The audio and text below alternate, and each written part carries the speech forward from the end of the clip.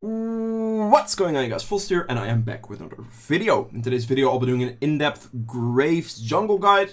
Graves, as it is the best jungler you can play when it comes to carrying. He can play extremely aggressive, he scales well, he is very good in the early game, and in general, he's basically permabanned, really. If you're gonna get him, it should be a miracle because he's basically permabanned.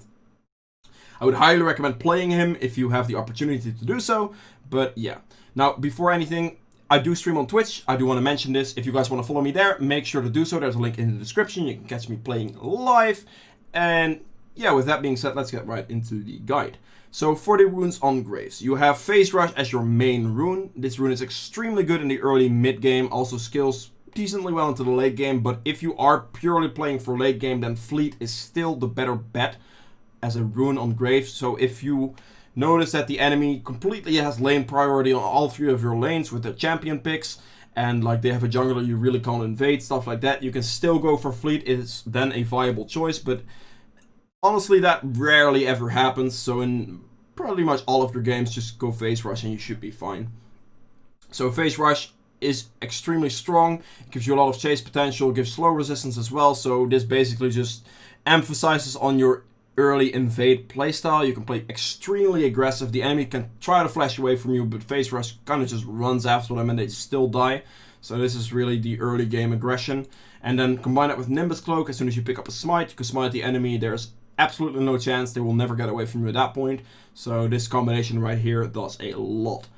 And then moving on from this, you want to get Absolute Focus. Absolute Focus gives a lot of extra additional damage. You're going to be quite healthy usually because you're going to be able to sustain and kite and obviously start damaging from a distance. So this jump will give a lot of extra attack damage when you're high on HP, and this will allow you to play even more aggressive with even more damage, and this is just gonna get you more kills in general early game.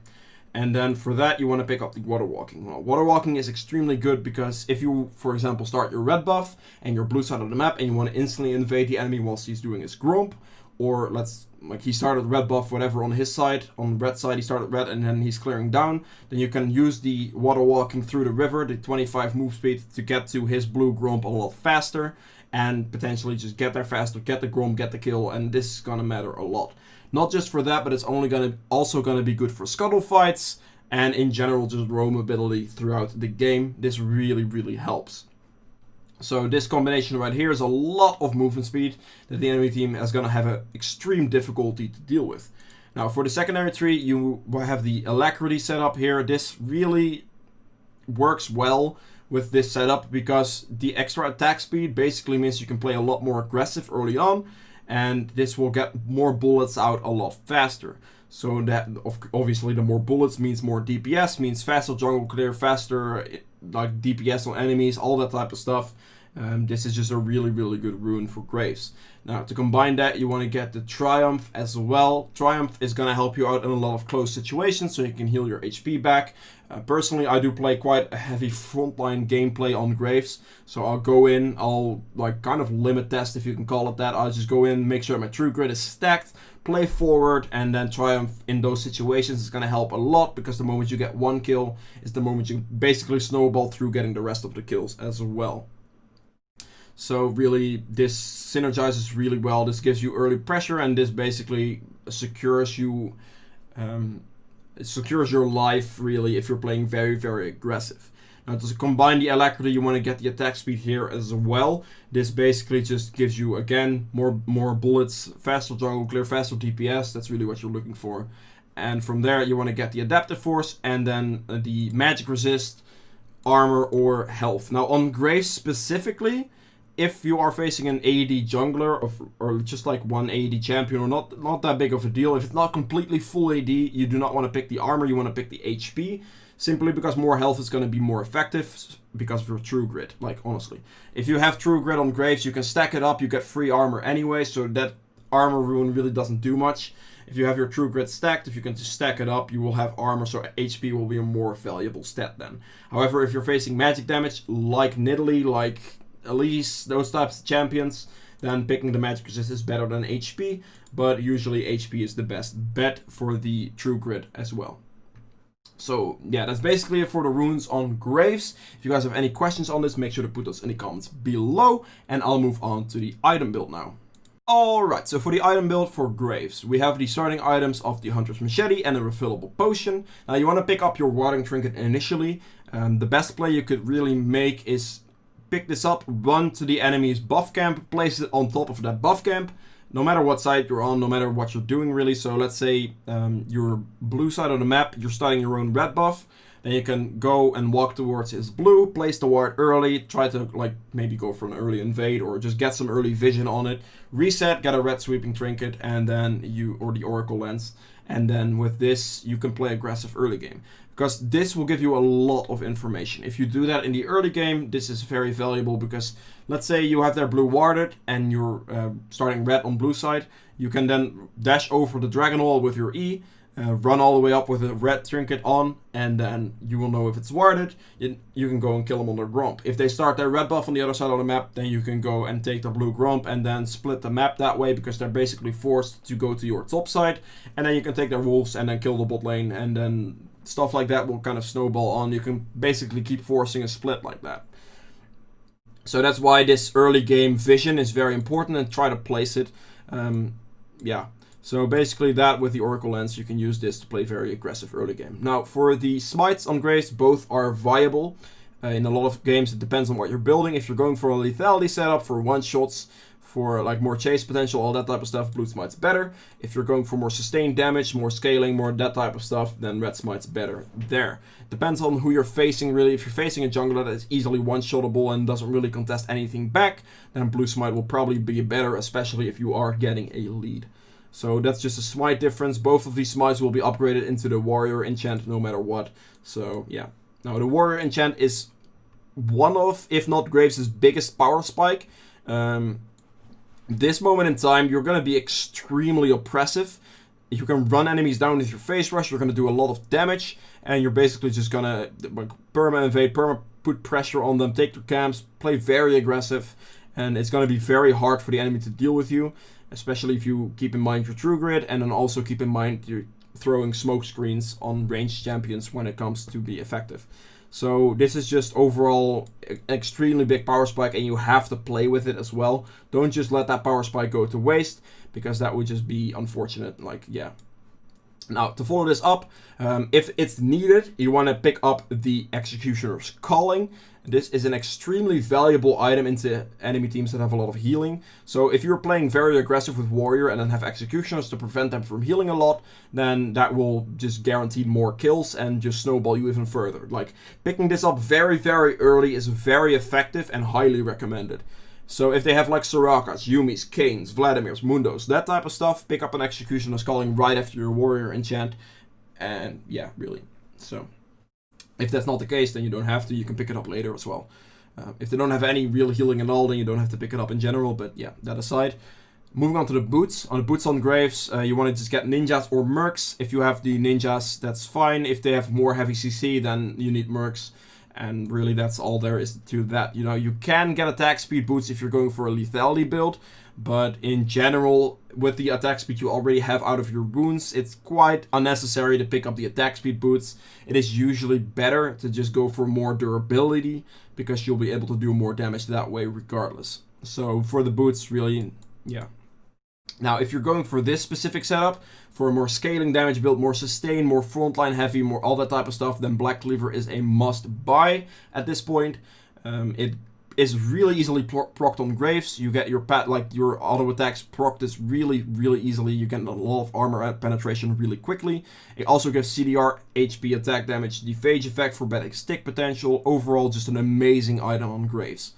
So that's just going to be your core one, and after this it's completely variable and dependent on the enemy team. I now notice that there's one missing. So right here, in a lot of cases, if you are frontlining a lot, if you're taking a lot of damage, then building into a Dev's Dance right after can be very, very good. This also gives you armor and magic resist, 30 armor, 30 magic resist, attack damage, and CDR, so that's also all very, very good stats for Graves. Also, the extra lifesteal from this is very valuable, allowing you to basically enforce things a lot easier, like regen through everything basically, and it's just an extremely strong item. However, if you are noticing range issues, you can already pick up a rapid fire cannon here. If you notice that you can play like heavy frontline snowball a little bit harder with crits against squishy champions, so you're not taking as much damage, you can go for a Phantom Dancer as well. In general, if you go for like Black Cleaver into a Death's Dance, this means the enemy team is looking to extend the fights. The fights are going to last a little longer against more bruiser champions, more tank champions. You're going to take more damage, so you kind of need more shielding, more sustain. If you are just looking to burst, or if you are already extremely far ahead, you can go literally for the Black Cleaver into a Phantom Dancer for crit, from movement speed, mobility basically, and they will not be able to get away from you with Phantom Dancer. Also, the lifeline passive is really nice. However, if you are building Phantom Dancer, do make sure that you don't need items like Maw of Mortius. Now with Death's Dance these days, Maw is kind of an obsolete item, honestly. It can still be very good into heavy AP comps, but if you have the lifeline passive from this, you cannot pick up a Phantom Dancer because the lifeline passives don't stack. So then it would be better to go for like a rapid fire cannon. So Maw into rapid fire cannon could then be an option to prevent the double lifeline. Now in a lot of games these days, Maw is kind of unnecessary because the Death's Dance now has magic resist built into it. So for like 1 AP threat, which is usually what the enemy team will have, maybe 1, maybe 2, Death's Dance can be enough. However, if the enemy is like 4 or 5 AP, then it becomes a completely different story. Then you just want to get the Maw, you can get the Death's Dance as well for just double magic resist and stack it through that, so you basically cannot get killed. You have to remember that Graves' True Crit only gives armor, so stacking the magic resist is kind of necessary at that point. If that's not the case, then you can go for like a Death's Dance into a Phantom Dancer, and then for this you can build into an Infinity Edge to get a lot of damage out of it that way. You can also build into a Rapid Fire Cannon if you're noticing range issues. You can do a lot of stuff here. You can need the QSS if you need the QSS really. You can go Guardian Angel if you do need that extra life, or if you value that really. There's a lot of options here. This healing reduction can be upgraded into the Mortal Reminder. You can go Bloodthirster for more lifesteal. Usually transitioning into a crit build late game will do quite a bit. So you can go for something like this. Let's say you have these 5 items right here. And then you can go for Infinity Edge, and then maybe sell your jungle item for the Guardian Angel for second life. You can go sell your jungle item for a Rapid Fire Cannon, or sell your boots for a Rapid Fire Cannon. And the reason that's good now, because you have Phase Rush, you will have the movement speed from the Phantom Dancer and the Rapid Fire Cannon, which is now both 7, so you get 14% move speed alongside Phase Rush and everything like that. You should be fast enough to afford not having boots, but that's only if you can get away with it, really. And that's only if you're already going to get to this stage in the game, because usually with Graves, you're just going to snowball so extremely hard. If you can keep putting on the pressure and keep playing aggressive, then late game really never happens unless something really goes wrong. So that's basically it for the sustain setup. If you are, however, going for a more lethality based setup, that's also fine. It's really gonna be a snowball win more setup. So if you're facing a lot of squishies and if you are getting a lead off of them, you can go like Blue Smite with the Warrior Enchant into a Ghost Blade. You can still pick up boots in between. Usually rushing Ghost Blade and just sticking to normal boots is fine as well. In this build specifically, it is also viable to go for attack speed boots. However, personally I think there's enough attack speed in your runes, so you can just go for some tanky boots as well. Now Ghost Blade is the best first lethality item to get on Graves, because this gives 40 move speed out of combat, which makes getting into positioning for chasing, for roamability, for map pressure is a lot easier with this.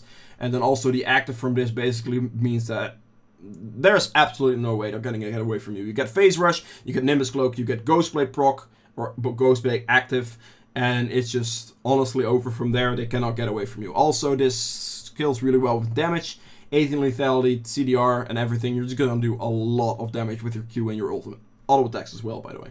So moving on from here, Edge of Night is probably the best one to get if you're going for just 2 lethality items. Edge of Night gives a spell shield, gives more HP, makes you tankier. Overall, a very, very solid item. You can, from here on out, just get Umbral Glaive as well and just stack more lethality if you want to. However, in a lot of situations, I just figured going into crit here is a lot better. So with range issues or any range problems, you can go Rapid Fire Cannon. You can also pick up a Phantom Dancer if you want to. You can still go for a Black Cleaver at this point if you notice the game is going to drag on a little bit, because Black Cleaver is just a really, really good item on Graves in general. You basically stack this completely with like an auto attack Q, and it's just all like completely stacked, and your damage is going to pump through them really fast with double lethality. on top of the armor pen from this. And yeah, so rapid fire, you can go Infinity Edge. A crit setup with this is also very, very good. And if by some reason you're in a very late game situation, if your early game didn't pan out or you couldn't play aggressive enough on Graves, then you can always transition a build like this into a build like this. When it comes to the later stages, start selling like your lethality items if you want, and picking up like Death's Dance, picking up all those types of items that you would need then. So yeah, that's basically it for the build on Graves. If you do have questions on this, make sure to put those in the comments below. I'll do my best to answer those questions for you, since I can understand there's definitely some questions around builds like this for Graves. So yeah, if you've enjoyed this video so far, please make sure to hit the thumbs up button as well, as this does help this video out quite a lot. And with that being said, let's move into the gameplay section now. Alright, welcome to the gameplay section of this guide. As you can see, I am playing Graves, of course, into a Kha'zix. Now, this is one of those matchups where Graves is just really easily able to just walk over him if you just invade early game. Now, when it comes to invading with Graves, you do need to take note of a couple things. You need to look at lane priorities to where you can invade. Because, let's say I want to invade, like, the options for me invading him are he does blue and then goes to his Gromp, because that's what he's going to do regardless. Unless he starts red buff. In that case, if he starts red buff, I can just take both these camps without contention. So that would be no problem at all. We just split the map and then I'll play bot side. So I can literally just go my red into blue Gromp and then maybe take his wolves, gank bot lane, stuff like that. So that's if he starts red. If he starts blue, however, I will not be able to straight up invade him on his Gromp, because Caitlyn and Thresh combined with Corki to my laners right here with the like Rise, Ezreal, Karma, they will have a lot of lane priority for the bot side. So even though I might be able to kill Kha'zix just straight out, he's probably just going to insta-flash away, and I'm just going to collapse down by 3 people. So in this case, if he doesn't just start red buff, then I will not invade him here, I'm just going to invade him on his top side. Now, mid lane will still be able to have BRIO, but in this case, Volley against Renekton is a fairly even BRIO matchup, usually. And if they react, it's only going to be a 3v3 in situations, but in this case, also, I will not have the support CC or anything. Like, the Renekton has W, for sure, but Corki doesn't really have any CC, so I don't have issues there. So you really need to look at where you want to invade and how you want to invade, but it's going to be completely dependent on what the enemy jungler does. So if the enemy jungler starts blue, you can look to invade from this side. Same thing counts, by the way, if you're starting the other side of the map and your red side, you can invade blue Gromp. If you just steal it away from him and maybe take wolves as well, just fight him over his wolves or anything like that, that's a possibility as well. Just look to play aggressive with Graves, since it's very, very necessary to play aggressive with Graves. You can easily punish. Right, so, I mean, Corki, I guess, runs it into the mid turret, I don't know. That's just what it is. So right here, as you can see, I'll start red buff, and I'm just going to instantly go from red to my blue. I can also go from red to his red, but in this case, I know that Kha'zix clears somewhat slowly, so I easily have the time to do red into blue, and then move on from their blue buff to their red buff. Take this camp as well, and if Kha'zix now shows up, which he probably will, since by this time he should have cleared his bot side, and he's probably just going to check his red. I clear it, he's level 3, I'm level 3, but I have red and blue. Red gives me a massive advantage here. The mistake Kha'zix makes in this specific situation was leaping into the brush, because that gives him a 15-second cooldown on it. He thought I might still be doing it in there, or maybe whatever. He just leapt into it, so now he is forced to flash. In this specific situation, though, the Renekton has a lot of priority, so he gets there a little bit faster, which saves Kha'zix's life, but the only way he was going to get over there apparently was flashing. I just E over the wall, and then Kha'zix flashes after me. So right now the trade I've made is I've taken Kha'zix's red buff, I've taken both their flashes from their top laner and their jungler, and I'm still alive. Volibear now has the priority because Renekton walks this way, since there's nothing he can do. He doesn't have flash, he doesn't have a dash yet because he's level 2. In a lot of cases, Renektons will go QW instead of E, so this is why I can play that aggressive early game. If he had his E and had dashes, that would have been a bigger problem, but in this case that wasn't. So right here, we just walk away. There's literally nothing that Renekton can do, and I just take his red, and both their flashes are down. Now this might not seem like a very successful invade to you guys. In a lot of situations, as Graves, you'll be able to just easily 1v1 the enemy jungler without any problems. But in this specific situation, Renekton reacted really fast, which is most likely due to voice comms, as you can see from the tags they have on their names. So most likely due to voice comms, Renekton was there really, really fast. But in solo queue especially, junglers get abandoned a little bit more, especially in lower elos. So this should, normally invading on Graves should never be a problem. Alright, so here I was initially looking to gank this Corki since he was very low. His Valkyrie costs 100 mana, so if he uses one spell, he basically cannot W it away anymore. Ryze was also fairly low. The other situation that I wanted to do was help Ryze push the wave out so he gets a free reset and doesn't have to teleport. But now we see the Kha'zix going for the gank on mid lane. I know that he doesn't have flash, so basically after him wasting his leap, he's pretty much guaranteed to die because Phase Rush procs, and then I just run them down. Now in this specific situation, I kind of path awkwardly around this big minion. I wanted to path like just straight up, but I don't know. It just kind of lapped me around, so Corki actually gets some free time here and does survive. Barely had enough mana for his Valkyrie, might I add. So right here, from that, it's pretty successful gank, honestly. The Kha'zix doesn't have flash, so it was easy kill. Initial goal was to just like pressure the Corki for the gank, the same thing Kha'zix had in mind probably. And now we just push out mid wave. Make sure that you do this as well, because Ryze is really low, doesn't have any mana. There's no way he can push this wave, and if I just push this in fast enough, sure, they both have teleport, but Ryze does not have to teleport if this pushes into the turret. So he pretty much gets a free reset and can use that teleport for later. So as you can see, right, Corki basically teleports back to lane, Ryze can walk, which gives him a big advantage in lane. So he also has a slight CS lead. He has an assist, but mainly that, just the aspect of helping your laners push after a gank. This puts you ahead. This helps them quite a lot because they will most likely not be able to push it out. And yeah. Now right here in this situation, I was figuring I was just going to go topside because Scuttle was going to spawn. My topside, Gromp is up. His camps probably will be up. But in this case, I figured that Kha'zix might think I do that. So I will just literally run for bot lane because that's probably what Kha'zix is going to do. And as you can see, Kha'zix is bot lane right there, so I'm just going to be here to counter gank. The Ryze TP's in. This is, again, what happened mid lane. Pushing the wave out so Ryze can save his teleport. He makes this play happen because he still has teleport. So that's the big advantage there. Phase Rush basically just gives me a lot of movement speed to help him catch. Caitlyn walks up one step too far and basically dies for it. Yeah. Right here we have a big wave, which is just really, really good because this big wave 1 is going to just crash into the turret. Caitlyn is 1 auto attack from death. And this basically just means that she's going to lose this entire wave because she's never going to be able to catch this. So putting their bot lane insanely far behind as well. Also, that's something you can look at. Might have been something I looked at in the game itself. I can't exactly remember since, well, I'm only looking back at it now. But maybe I looked at the bot wave, seeing that it was pushing in, and that I might have to cover that as well. I know for a fact that I thought Kha'zix was going bot lane, but I'm not sure if I also looked at the wave to consider that as well. But if you have big waves building up in a lane, so let's say top lane, for example, the enemy, like your laner froze the lane right here, right? So there's a big wave building up. If you can notice this and then clear for it, especially on Graves, because you just have so much aggression, so much priority on pretty much any jungler right now. You can do whatever you want, really. So you can just notice that and then dive and just punish and take his camps, all that type of stuff. More so, it's important to just jungle the enemy camps and, like, if your camps are up and you know the enemy camps are up, just go for the enemy camps first and then take yours, because yours are more guaranteed than the enemies. So that's something to remember there. So Ryze is very far forward, wave's gonna crash, and this is honestly like a perfect fight for me, because if I just proc a phase rush or anything like that, basically here proc the phase rush, I can chase after the Caitlyn with enough move speed. I might have been able to catch her, it was really close. I turn around, the Corki gets the kill on Ryze, and I get the kill on Corki.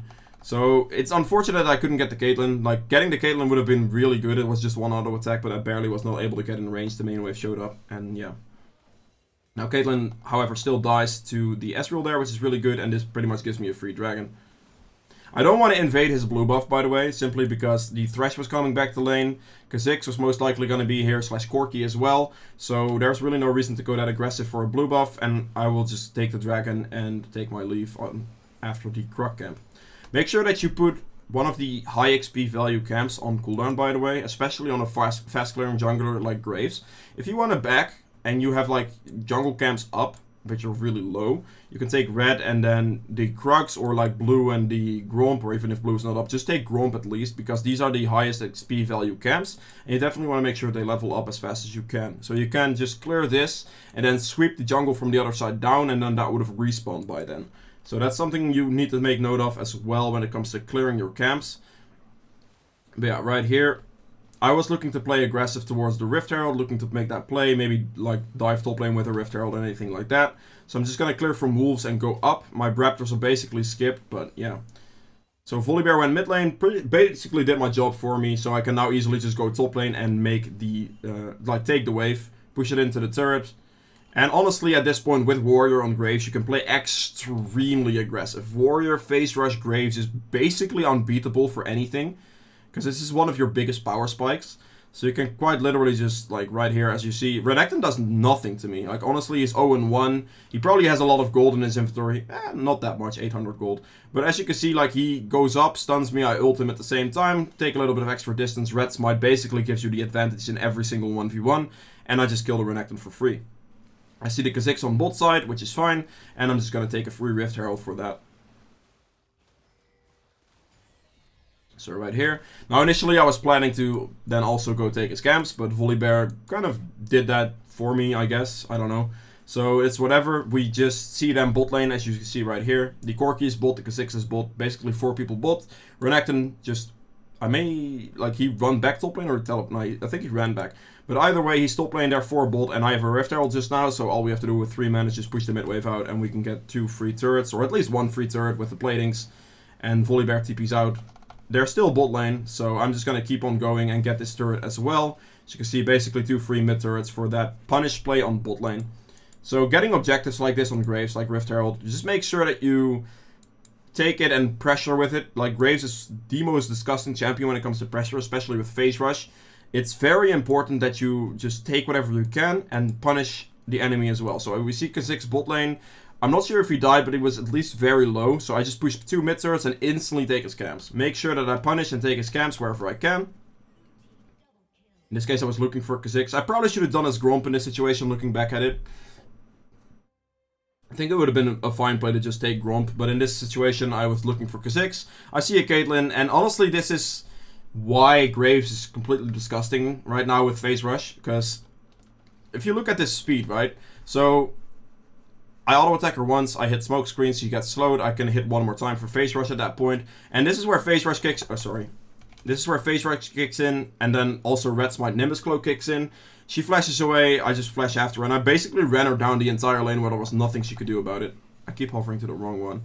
And now as you can see off that, by the way, I just killed him, Kha'zix based, and I make sure that I check Kha'zix's camps, see what's up, see what I can take, because I need to make sure that he cannot get back into this game. That's how you play aggressively as a jungler. You need to be in their jungle as Graves, be in their jungle consistently. Make sure that you can ward or maybe have vision control or know where they are or anything like that. That's really your main priority here.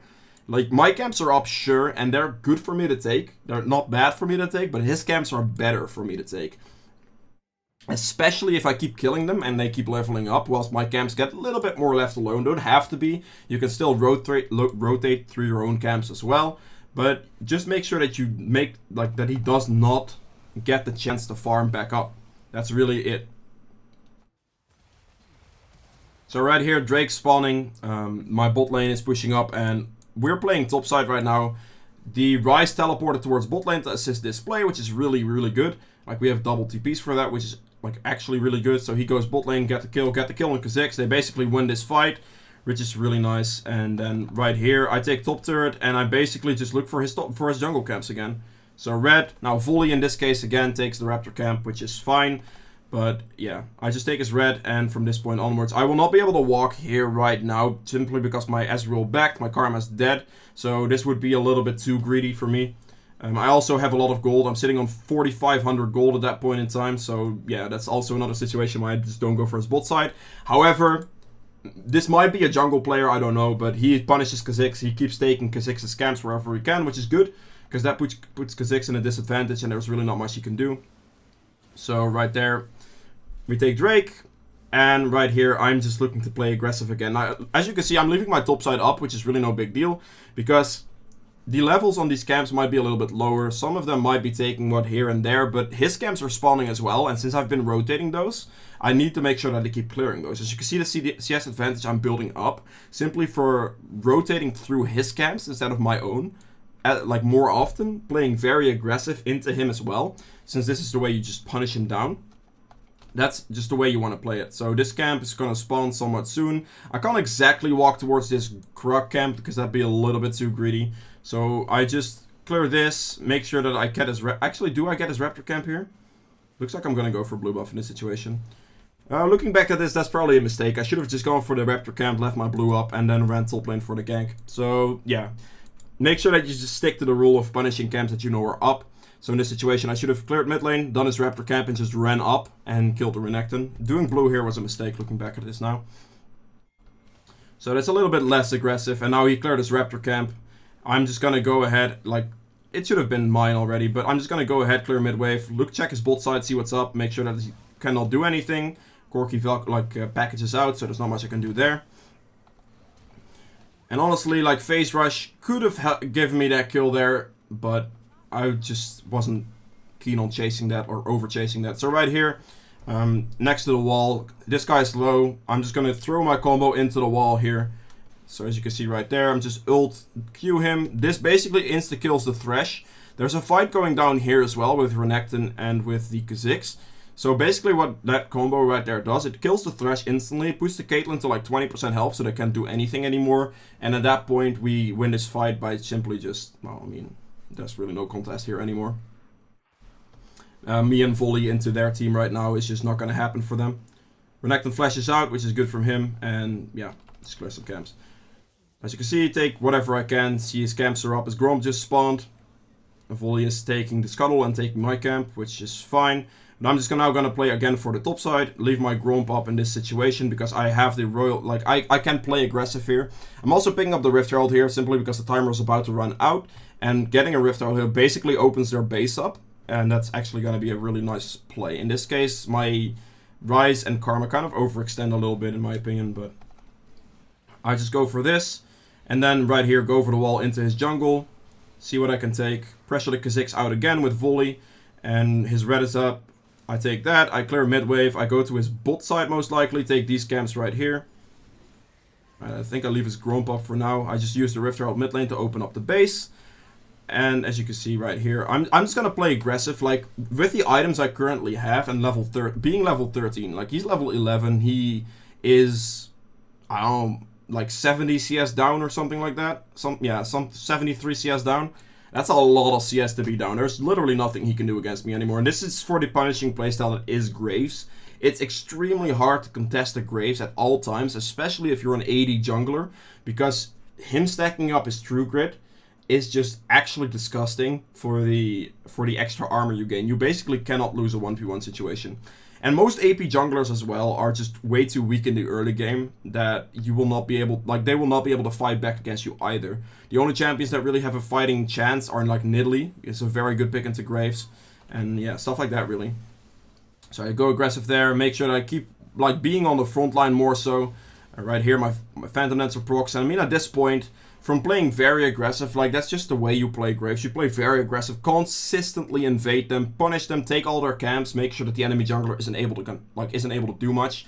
This is what Phase Rush really does for you. You can really punish the early game because basically proccing Phase Rush means you get a free flash of distance. They cannot get away from you at that point. If you have a free flash distance, and then also if you have the reds or like the red buff, then there's nothing they can do. And obviously Nimbus Cloak helps as well with red smite or blue smite as well if you go for that setup.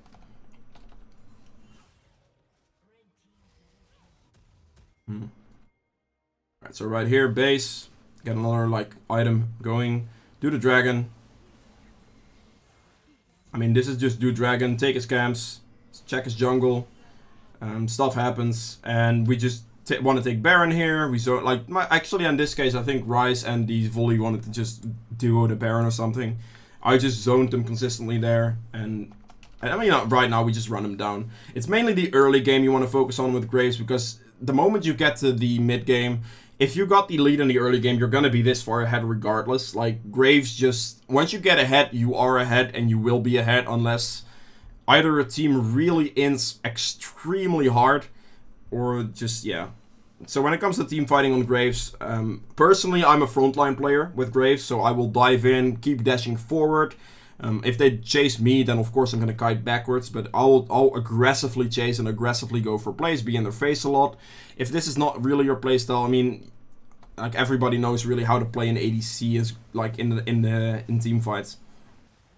The only thing I do want to mention for team fights is, like, the main thing you're going to have to note is make sure you place your smoke screen at good spots. So smoke screens will usually go towards ADCs or champions that have range abilities they need to hit. So if you can just smoke screen them out or some stuff like that, that's going to be the most important aspect of your team fights. Just make sure you land those properly. And for the rest, it's just like go up to them, auto attack them, Q them, ult them, whatever you need to do to just do some damage. Make sure that your true grid's stacked as much as possible. So if you can keep true grid basically stacked permanently throughout a team fight, that's something you want to look for. And then smoke screens are something you want to look for in team fights. Graves does scale pretty well with items, so like it's basically an ADC. So if you get enough items, you're going to be very, very strong in team fights regardless. You just need to make sure that you don't overstep your boundaries, don't drop your true grid, and use your smoke screens correctly in team fights.